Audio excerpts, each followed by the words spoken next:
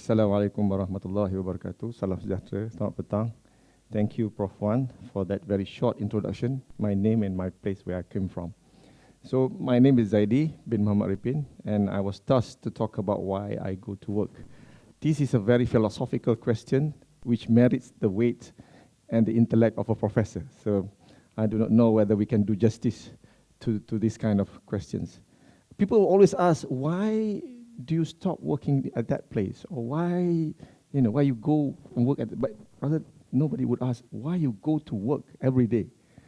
Working is not something that you consciously think about, and you don't go to work every morning think, this is why I go to work. So this is a very difficult task. There is no reference. I haven't come up any papers on that. So this is where I work. Before I can explain to you why I go to work, I need to explain to you where I work. This is the aerial view of the campus, a School of Mechanical Engineering, and I work in a small portion of the School of Mechanical Engineering, which is the lab, and we call it the vibration lab. Okay, my research area is in the vibration lab. There's a lot of happy people there. They look stressed, but inside there are happy people. So, why do we go to work? Of course, the first is money. I mean, you wouldn't expect any other answer, right? I mean, if there is no money, you wouldn't come to work. You call it a hobby, right? So we do come to work because of money. And money is something that is that we look forward to. You know, when you begin your work, when you're very young, when we were young, our salary was lower than our graduates. So those were the days when we have salary, there's enough money to go to Pizza Hut, and the whole family looked forward to go to Pizza Hut. Pizza Hut was very, very delicious 20 years ago. Nowadays, with Professor Pay, Pizza Hut does not taste as good as before. Coffee doesn't taste as good as before, except when it's Starbucks. So the poor professors and the rich men, they lose the ability to taste the thing as you get more money from your work. But I wouldn't deny that we go to work for money. I mean, that is the truth, and perhaps that is the first truth. A lot of people stuck at the first truth. They work for money because they say that money is not everything. Money is the only thing. So they were stuck with that perception, with that truth for the rest of their life until the day comes when they retire from USM and they discover they have millions in their accounts. But we need to move from the first truth to the next truth. And I remember that money until today is becoming the biggest or the most powerful way of measuring your performance. You cannot claim yourself to be successful if you don't have money. And this brings me to this guy, this Gordon Gekko, where he said that greed is good. What used to be a major sin is now becoming a feature that is being imbibed into this modern creature, this Darwinian creature that we are creating now. So this greed is good reminds me of Professor Zaharin. Professor Zaharin once in a workshop in a biology center somewhere in Mukahid, he used to say this sentence. I remember it until today. If you are smart, why are you poor? So we just came back with PhD and we were very poor. We drive like the Proton Saga second-hand, and you can see all those second-hand cars being parked near the schools and so on. We think we are smart, but we are definitely poor. So money has become the measure of your intelligence, and money has become a measure of your success. Money has become a measure of almost everything in your life. But there is also you will miss a lot of things from money. And I will tell you why. I would like to explain why I go to work from two angles. These are the students and society. So sometimes you cannot explain things in terms of facts. I learned this from the great scholars like Maulana Rumi. When he wrote Masnawi, I learned that sometimes facts are best represented by stories. So I'll start with some stories. I've got a lot of stories this afternoon. I'm not sure whether 15 minutes is enough, but bear with me. The first story. There are only 3 stories with the students and 1 story with the society.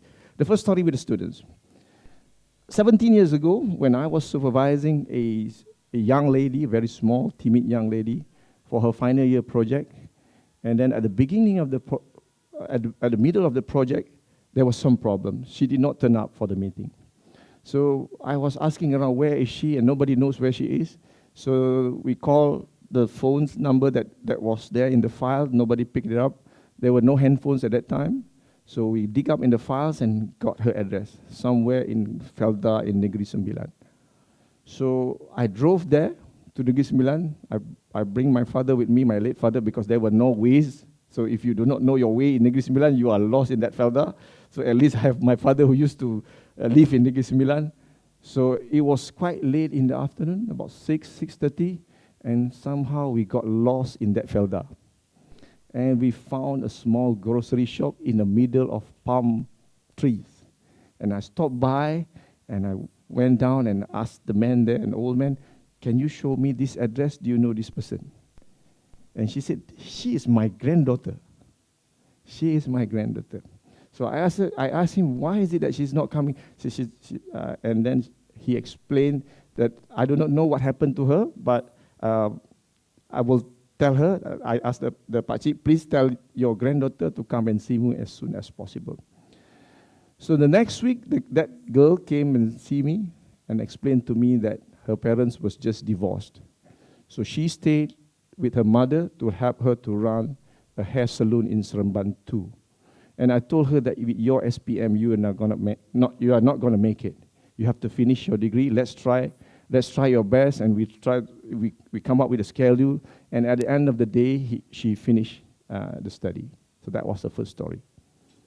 The second story was one of my students passed away. It was a very mysterious way of passing away because at the time it was like now, KSCP, so they were waiting for their exam question, and he passed away in a room without any sign of illnesses or foul play. So he was 23 at that time, so it was something that it would become a police case because police cannot explain a sudden death without any medical reports and so on. What we did was that, okay, as a deputy dean, and I went to his house. Again, the address was difficult. It was somewhere in Sik Kedah. So we drove there, almost 5:30, and the roads get smaller and smaller and smaller, And suddenly there is no signs of numbers and so on. And we found a house which looked like they just finished a kanduri. So this might be a good place to ask. So I went down and asked, and lo and behold, that is the house of the deceased. So I was speaking to his father. So his father invited us to go to the house and have tea. And this boy is one of the poor performance boy. His CGPA was about 2.04. The kind of boys or the kind of guys the university doesn't want to talk about. You don't discuss about these boys. They are just numbers on the statistics of the university. And the school also do not, as a deputy dean, you can't remember, you don't tend to remember all this. So 2.04, well, so way below average, just above a little bit of passing mark. So with that kind of framework, because you only judge people by those numbers, students are judged by numbers, not how they look, but by their numbers, 2.04, okay, I remember that. So when his father started to explain to us that when he was small, when he was in primary school, he used to be top in the class. His father doesn't know what is CGPA, but he used to he said this boy, this son of him, used to be top in the primary school. So I remember that vividly, clearly until today. It was very emotional for me because I have always judged people by their marks. That day was a turning point for me. Every person, every student that come to the university is a diamond to the family. Every one of them. And they should be treated as such. Okay, third one. It's not about all sad things, there are happy things also. All right. So the happy things. Happy things. I was fortunate enough to supervise this guy, this very talented student. I couldn't show him. So he was taking part in the Innovate Malaysia, a national level competition, competing with all other universities on electronic-based projects. And during that day is a very high pressure day. You got all the CEOs from Intel, Motorola, with all the mantris there, going to your booth, and there was judging. And he was really working hard preparing the technical papers. There are video sessions. There are also things where they tested your prototypes and everything. And he won all the category. They've got the video prize. He got the best technical paper prize. He got the best product prize. And all in, they won about 12,000 ringgit. Well, he didn't give me any single ringgit, but okay, fine by that. So during the judging, it was very intense. It was very intense. And then the judging was about maybe 7 to 10 minutes. After the judging, he came and hugged me. Okay, he's a boy. Okay, so he came and hugged me. At that point, I believe I have transcended the barrier of race and religion. I am now his supervisor or his lecturer or teacher, his educator, and he's now my students. And we talk about that. We always think about why we do certain things. These are the stories that shows why the students' dimension is very important to the universities. The university exists because of the students. A lot of people forget that. These are our future. These are the people that is responsible to make or to create the better society. And we need to give them values. We should go beyond facts. We should go beyond brains. We should go for the heart too. And what is lacking in this modern world is we lack love. The right kind of love. We don't do things because of love. We do things because of money. You will start with the first truth. But love is the ultimate beauty. To me, we are always looking for beauty, and the most beautiful things in our life is love. Whether with animals, whether with human beings, whether with any other creatures, it is love that makes life wonderful. Love makes life meaningful too. So let's move to the next stage where why the society part, why I go to work. We do research in vibration, all right? When it was the previous administration, we were looking at the bottom billion, why? And these are the one thing that I know that I can contribute using my knowledge to help these kind of people. These are the people who uses grass trimmer, and if you pass the highway, plus you can see an army of these people cleaning the roads. When you use this machine, if you use it for 30 minutes, you will have what we call a hand-arm vibration syndrome. You feel numb. After 30 minutes of using it, you cannot write your name properly. These guys use the machine for 6 hours a day. They will get paid about 50 to 70 ringgit, and there is no protection from them. Soon they will damage the nerve of the hands. And they use this for 6 hours a day. And based on a European standards, we have done some measurement here. It's only safe for them to use 30 minutes a day. So what we did was that we carry out the research, a PhD work level, come out with good publication, but those are nothing compared to a solution that we come up. We come up with a simple solution, a rubber-mounted device that can reduce the vibration transmitted to the hand by 75%. Now they can use the device for 6 hours without damaging their nerves. They will still feel numb, but the vibration level is much reduced, not to the dangerous level, according to the European standard. But what have we learned? So we try to sell this, we try to sell it. It's 10 ringgit per device. It's almost, the price is equivalent to a pack of cigarettes, right? But they would rather buy a pack of cigarettes than buy this. So we learn one thing about the economics of the poor. If you read the book by Mukherjee on the economics of the poor has a different way of thinking. They would buy sugar rather than buy nutritious food because it gives them a good kickback or something like that. So a cigarette is more valuable than their health. So all this iklan, all this advertisement will not work because we do not understand the mind and the psyche of the poor. So we did that and we distribute it to the kampongs and so on and so forth. And this is what we do. The last thing, or the one thing that I want to share to you is that what we are doing now.